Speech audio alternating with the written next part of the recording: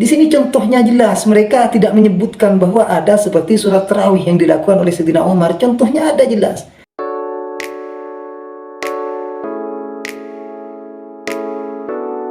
Bid'ah hasanah.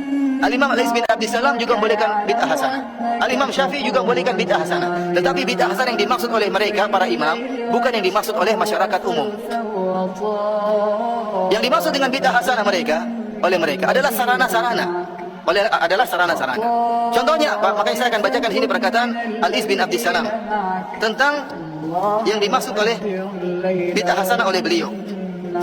Al-Iz bin Abdissalam ini ulama besar mazhab Syafi'iyah yang dinukil perkataannya oleh Imam Nawawi sehingga mengikuti mengatakan bahwasanya bid'ah terbagi menjadi 5. Dia mengatakan bid'ah terbagi menjadi 5. Dan sebelum saya membacakan perkataan beliau, saya ingin jelaskan yang dimaksud dengan bid'ah hasanah oleh para ulama Syafi'iyah adalah hal-hal yang berkaitan dengan sarana, bukan ritual. Contohnya mereka mengatakan di antara bid'ah hasanah, bid'ah yang wajib atau bid'ah yang mustahab. Contohnya bikin jembatan, contohnya bikin pondok. Bismillahirrahmanirrahim. Alhamdulillah wassalatu wassalamu ala Rasulillah Sayyidina Muhammad ibn Abdullah wa ala alihi wa sahbihi wa mawalah wa ba'du.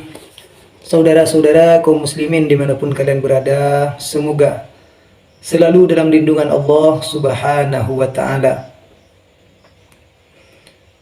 Masalah bid'ah yang mana di kalangan Syafi'iyah, bid'ah itu menurut Imam Syafi'i dibagi menjadi 2. Ada bid'ah hasanah, yaitu bid'ah yang tidak menyalahi terhadap Al-Quran dan hadis.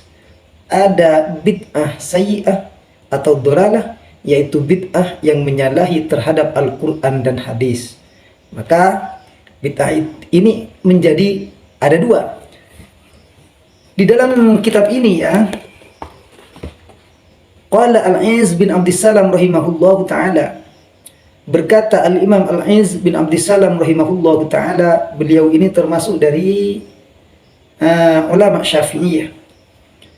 Al-bid'atu, apa bid'ah itu? Bid'ah ialah fi'lu ma lam yu'had fi ahdin Nabi sallallahu alaihi wasallam. Bid'ah ialah mengerjakan sesuatu yang pekerjaan itu tidak diketahui di masa Rasulullah sallallahu alaihi wasallam. Wa tanqasimu ila khamsati aqsam, ila khamsati ahkam. Dan bid'ah itu dibagi menjadi 5, yaitu al-wujub, an-nadb, al-haram, ya, al-hurmah, al-karaha, al-mubahah. Ini bid'ah. Jadi bid'ah ada 5. Bid'ah yang wajib. Bid'ah yang wajib ini seperti ta'allumun nahwi alladhi yufhamu bihi al-Qur'an was sunnah. Ini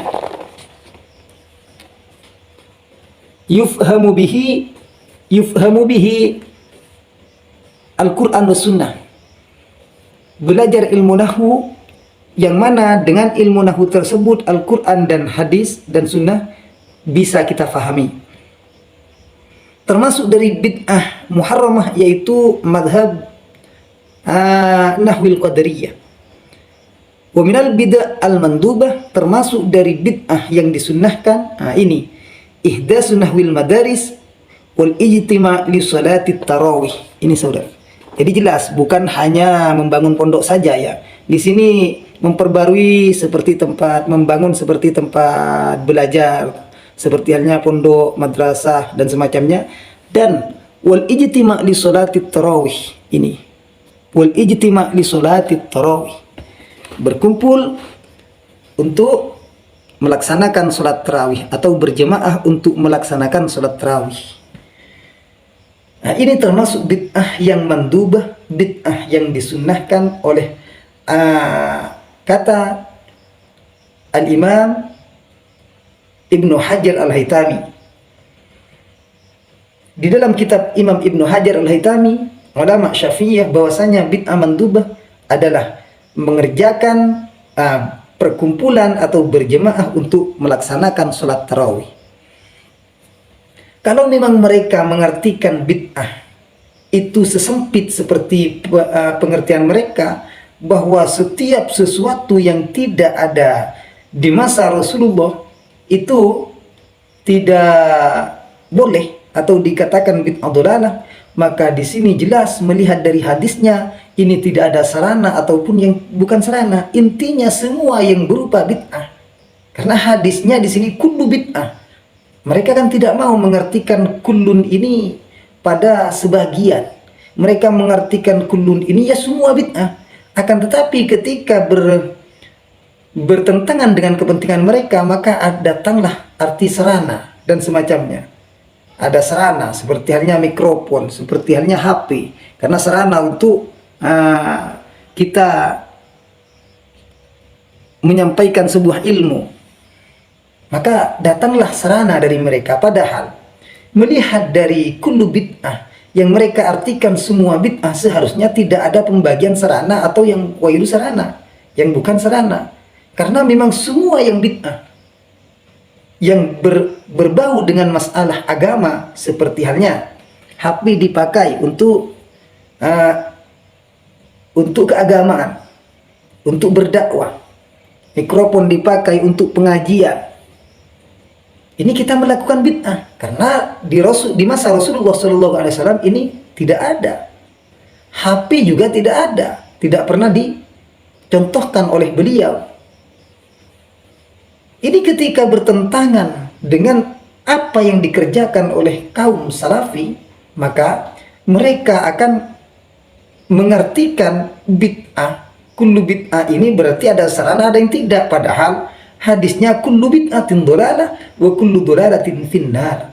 Semua yang bid'ah itu dhalalah, kalau mau diartikan seperti itu. Sehingga para ulama mengartikan di sini membatasi dengan yang menyalahi pada syariat dan hadis, yang menyalahi Al-Quran dan hadis, atau menyalahi syariat, berarti itu yang namanya bid'ah dhalalah.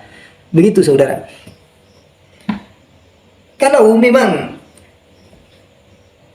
Rasulullah SAW mengatakan semua bid'ah itu tidak boleh, maka sahabat setelah Rasulullah itu tidak akan mengerjakan bid'ah. Ya, bagaimana dengan Sayyidina Umar yang menjadikan sholat tarawih ini secara berjamaah, padahal Rasulullah SAW tidak mencontohkan, tidak memerintah para sahabat untuk melaksanakan sholat tarawih secara berjamaah. Kan seperti itu saudara. Kalau memang masalah ibadah yang mereka permasalahkan, maka jelas Sayyidina Umar setelah Rasulullah ini tidak akan mengumpulkan umat untuk melaksanakan sholat tarawih berjamaah, karena ini ibadah. Sehingga mengartikan bid'ah terlalu sempit seperti mereka sendiri nanti yang akan kebingungan, sehingga harus melarikan pada sarana dan wairu sarana, pada sarana yang bukan sarana. Ketika dibagi ada sarana ada bukan sarana, berarti kullu bid'atin dhalalah, ini sudah tidak masuk pada semua yang bid'ah, yang dhalalah. Kan seperti itu. Karena di sini kullu bid'ah, baik sarana atau yang bukan sarana, ini tetap kullu bid'ah, kullu bid'atin dhalalah, semua. Rasulullah di sini tidak membatasi pada sarana dan yang bukan. Nah, ini bingung nanti ya. Di sini contohnya jelas, mereka tidak menyebutkan bahwa ada seperti sholat tarawih yang dilakukan oleh Sayyidina Umar. Contohnya ada jelas, tapi mereka hanya mengatakan seperti membangun pondok sarana saja. Ini ketidakjujuran diantaranya saudara ya. Ya, terima kasih. Itulah bid'ah. Jadi maulid Nabi seperti yasinan, tradisi tahlil kita berkumpul, ini termasuk bid'ah yang hasanah, yang mendubah, yang disunnahkan. Wallahu a'lam.